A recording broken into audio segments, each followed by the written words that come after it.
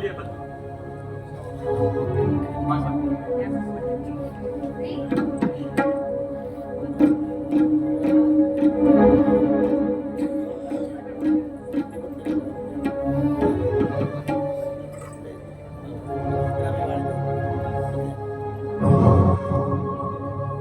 ಲಿಂಗಜ್ಜ ಊಟ ಮಾಡಿ ಹೊರಗಡೆ ಮಲಗಿದ್ದಾನೆ. ರವಿನೂ ಕೂಡ ಊಟ ಮಾಡಿ ಏನೋ ಕೆಲಸವಿದೆ ಅಂತ ಹೊರಗಡೆ ಹೋಗಿದ್ದಾರೆ. ಏನ್ ತೊಂದ್ರೆ ಬರ್ಬೋದು, ಅದ್ರ ಬಗ್ಗೆ ನೀವೇನು ಯೋಚನೆ ಮಾಡ್ಬೇಡಿ. ಬೇಗ ಹೋಗಿ ಬೇಗ ಬನ್ನಿ, ಆಯ್ತೆ? ರೀ, ನೀವ್ ಇಲ್ದೇ ಇದ್ರೆ ನನಗೆ ಹೊತ್ತೇ ಹೋಗೋದಿಲ್ಲ. ಬೇಗ ಬರ್ಬೇಕು. ಆಯ್ತು, ಬೇಗ ಬನ್ನಿ.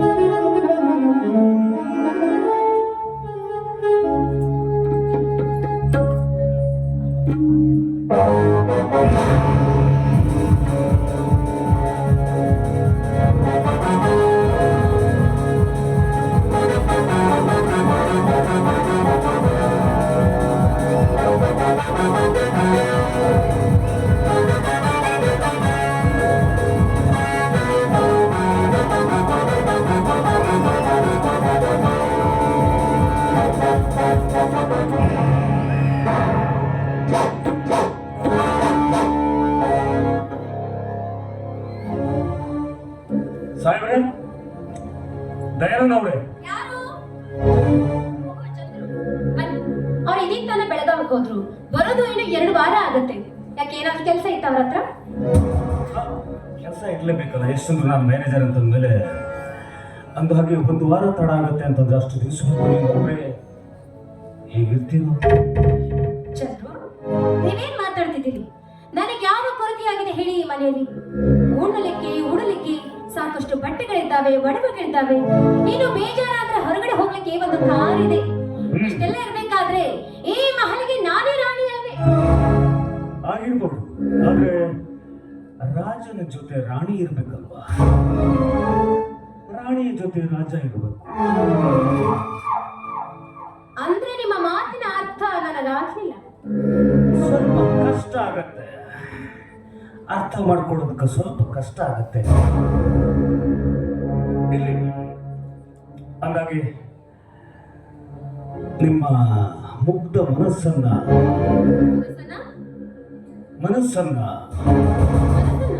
ಆ ಹೃದಯವಂತಿಕೆಯನ್ನ ಹೇಳಬಾರ್ದು. ಅದನ್ನ ದುರುಪಯೋಗ ಪಡಿಸ್ಕೊಂಡ್ಬಿಟ್ಟವನು ಅಂದ್ರೆ ನಿಮ್ಮ ಯಜಮಾನರು. ಏನು? ನನ್ನ ಗೆಳತಿ ಲತಾ ನನಗೆ ಮೋಸ ಮಾಡಿ ಗೊತ್ತಿದೆ ಅಂತ ಆಯ್ತಲ್ಲ. ದಯಾನಂದ ಹಾಗೂ ಲತಾ 5 ವರ್ಷಗಳಿಂದ ಪ್ರೇಮಿಗಳು. ಗಗನದಂಚಿಗೆ ಹಾರ ಬಂದಿದ್ದವರು. ಅಪ್ಪನ ಮಾತಿಗೆ ಕಟ್ಟು ಬಿದ್ದು ನಿನ್ನನ್ನು ಮದುವೆಯಾಗಿದ್ದಾನೆ ಅಷ್ಟೇ. ಅವನು ಸುಖ, ಸಂತೋಷ, ನೆಮ್ಮದಿ ಅದು ಏನಿದ್ರು ಕೂಡ ಅವಳಿಗೆ ಮೀಸಲಷ್ಟೇ. ನೀನು ಬೇಡ, ಮುಂದೆ ನಾನು ಮಾತಾಡಿದ್ರೆ ಕಷ್ಟ ಆಗ್ಬೋದೇನೋ. ನೆಲೆ, ವಿಷಯ ಏನಂತ ನೇರವಾಗಿ ತಿಳಿಸಿ ಹೋಗಿ. ಹೇಳದೇ ಇದ್ರೆ ನನ್ನ ಮೇಲೆ ಆಣೆ ಆಗಿದೆ ನಿಮಗೆ. ಆಣೆ ಮಾಡಬಹುದು, ಆದ್ರೆ ನೋಡಿ, ನಿಮಗೆ ಯಾರಿಂದಲೂ ತೊಂದರೆ ಆಗದ ಹಾಗೆ ನಾನು ನೋಡ್ಕೊಳ್ತೀನಿ. ಹೇಳಿ, ಏನಾಯ್ತು ಅಂತ ಹೇಳಿ. ನನ್ನ ನೌಕರಿ ಹೋದ್ರೆ ಜವಾಬ್ದಾರಿ ನೀನೇ. ನೋಡಿ, ನಿಮ್ಮ ನೌಕರಿನ ಹೋಗದ ಹಾಗೆ ನೋಡಿಕೊಳ್ಳೋ ಜವಾಬ್ದಾರಿ ನನಗಿರಲಿ.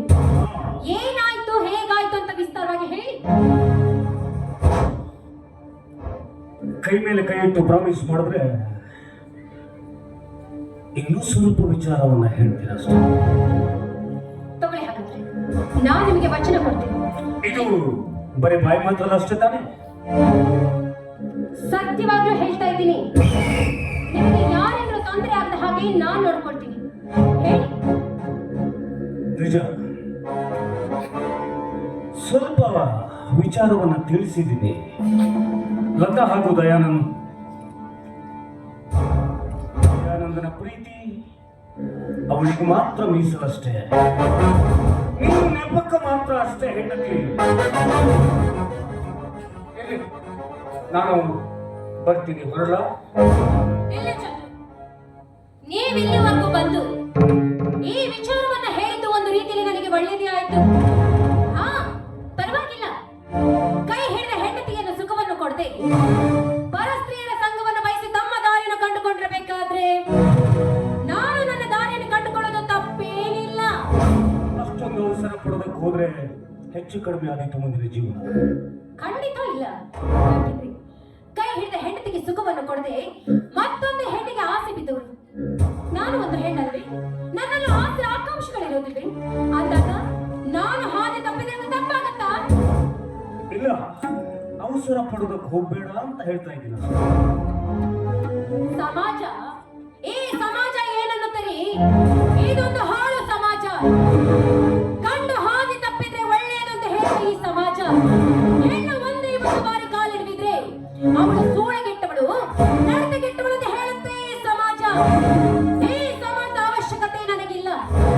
ಈಗ ನೀವು ಮನಸ್ಪೂರ್ವಕವಾಗಿ ಒಪ್ಪಿದ್ರೆ ನನಗಷ್ಟೇ ಸಾಕು. ಹೂ ಅಂತೀರಾ? ಹೂ ಅಂತೀರಾ? ಇನ್ನು ಮದುವೆಯಾಗದ ಯುವಕ. ಅದಕ್ಕಾಗಿ ನಾನು ನಿಮ್ಮ ಹತ್ರ ನನ್ನ ಬೇಡಿಕೆಯನ್ನು ಕೇಳಿದ್ದು.